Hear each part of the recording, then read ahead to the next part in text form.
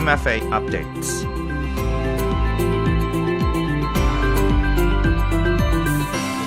สวัสดีค่ะ Good morning. Welcome to MFA Update. This is a weekly program that focuses on Thailand's foreign affairs and activities. I am Nishika Phumi.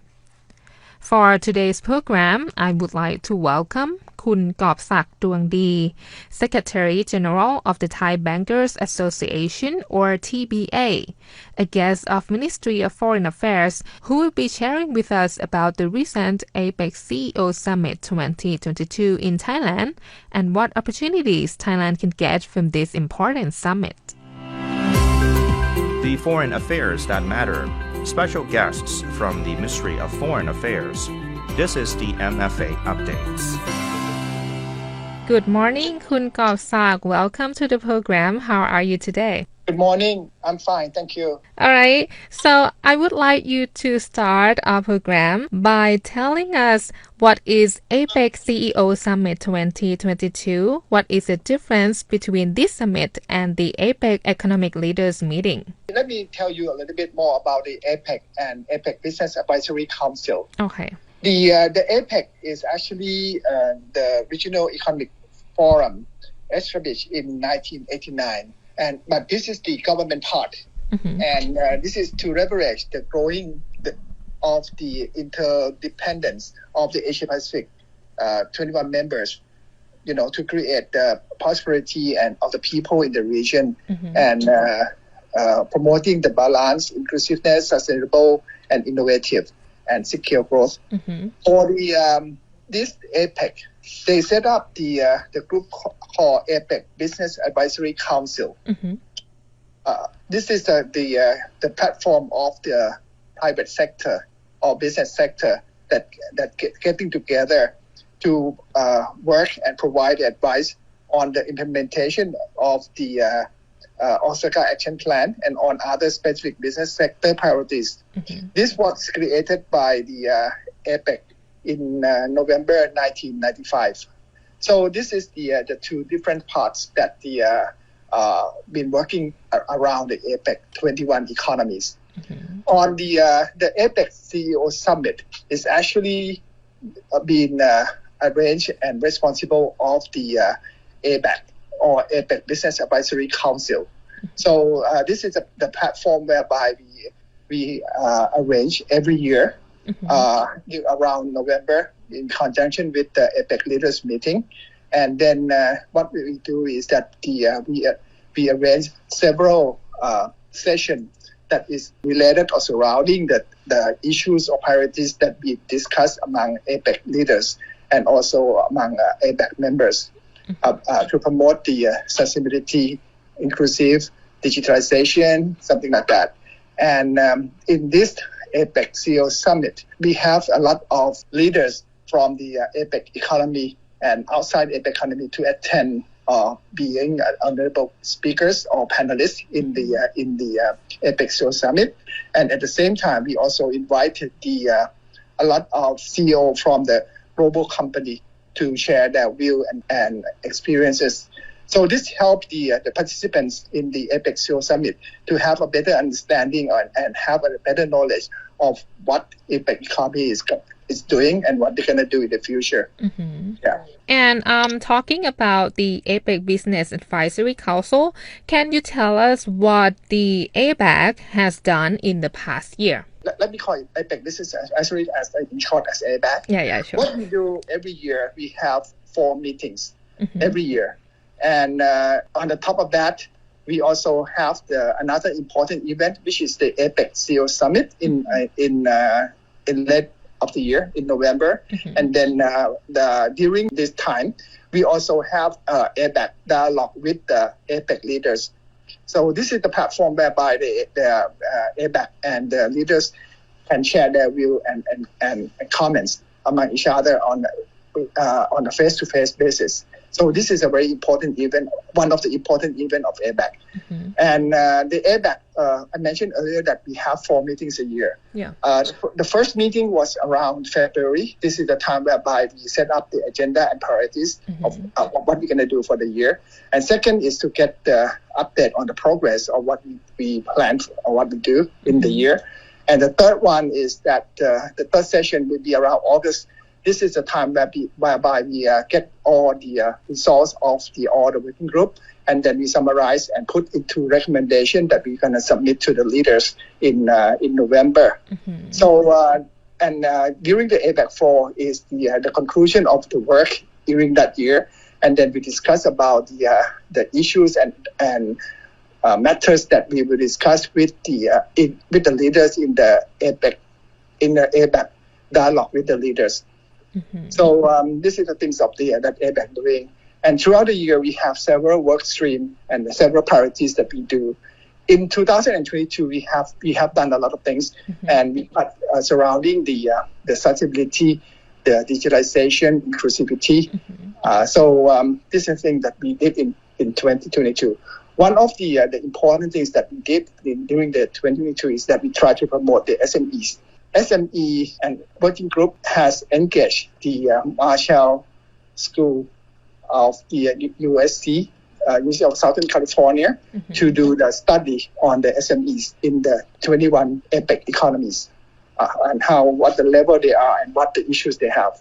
So this report has been completed and there's already submitted to the leaders. And I would like to know, what are the agendas that APEC has been trying to push forward? The things that we are pushing forward is there are lots of issues that we've been putting now.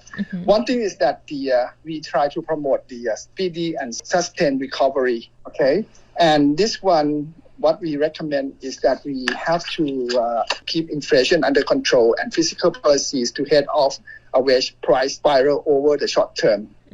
And promoting the building of the resilience against the future pandemics. What we APEC recommend is that we do the epidemic risk market platform.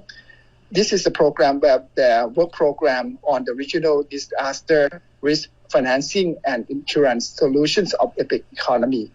So the objective is to implement the full value chain of epidemic risk market platform via pilot transaction and member of the member economy in the specific sector.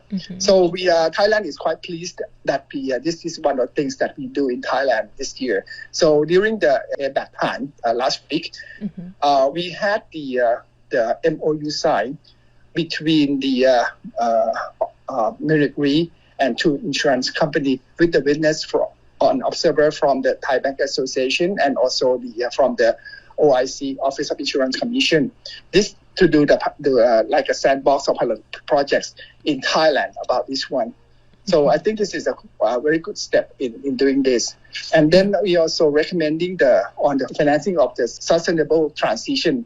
So we are recommending several things in this area. This including promoting the wider undertake of member economy of existing tools and deliverable mechanisms for generating standardized data and developing a robust pipeline of sustainable infrastructure projects in the region. And we also recommending to incorporate the development of members' economies, the carbon emission trading scheme or ETS in their work program. We also recommending a platform to bring together relevant public and private sector, financial sector stakeholders to cooperate in designing the ecosystem approach to financing sustainable transition of SME and sharing the successful experience and identify strategy to scale them up. And also apart from that, we also recommending building and enabling ecosystem to inclusive digital financing. So on this one, we also encourage cooperation between financial sector, international organization, and relevant public sector stakeholders to advance development of open data system, consistent standards on domestic regulatory control, and common principles of open data for use across the region. What we successful in Thailand in this digital finance is that we in Thailand is also doing a lot of things to support on this one. actually we have a good showcase on this area also in Thailand about the cross-border digital payment connectivity, and also another project is the digital trade transformation and connectivity, whereby we do the pilot live and POC with the Japan and Singapore.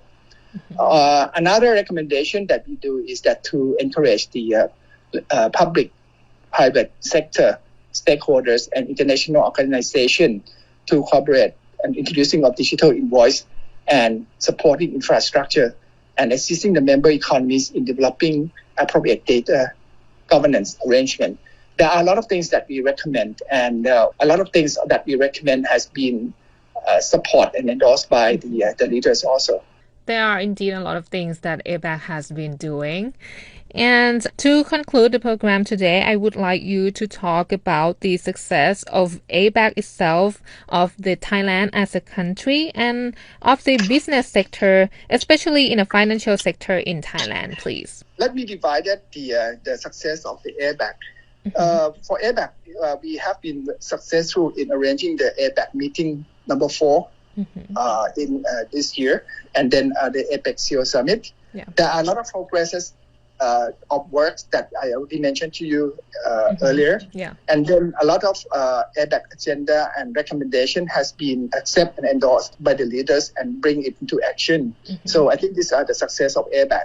But for Thailand, I think it's that the one thing that we been very successful is what we arranged the APEC meeting and the APEC meeting this year. And we have received a lot of good comments from a lot of people who attend the meeting and several medias also about what we do in terms of arrangement as a host country. And then there are a lot of things that we discussed that help supporting the development of Thailand in various areas. And also the event this time, both APEC and APEC, they benefit to the image of the country and also strengthening the trade investment atmosphere for Thailand with other countries. Another important thing, what I think is that this is also helping increasing the role and recognitions of Thailand in the international arena. And lastly, as you know, a lot of people coming to Thailand, so it helps the economy and especially in the tourism industry. Sure. For the private sector, I think we have been successful in arranging the APEC 4, and on the top of that, it's increasing the role of the private sector in the international arena, like the food security, sustainability, and BCG economy, SME access to finance, digital trade transformation and connectivity, digital payment. They are all been quite successful of what we are doing, and then in the APEC and APEC this year, and we have done the very good showcase this year on the digital payment connectivity and also digital trade connectivity. What we did is that we to arrange the exhibition booths at the finance ministers meeting in October, and also the APEC leaders meeting in last week. And apart from that, we also arranging the digital trade transformation symposium on November the 16th, whereby it been attended by both on-site and online of more than 400 people, participants. Yeah. So I think this is a lot of things that been working very well. On the top of that, Thailand this year, we have already put the agenda of digital trade transformation work program in the APEC DESG, which stands for Digital Economy Steering Group. So I think this is the things is the supporting Thailand initiative, and also we have been discussing this in the dialogue with the leaders also. So I think there are a lot of good things that will happen to Thailand, and a lot of issues that Thailand have been discussed, and then it should help Thailand in the future, especially on SMEs, capacity building, and SME access to finance. All right. Thank you so much, Kun Kobsak, for sharing this information and insight with us today. Thank you very much.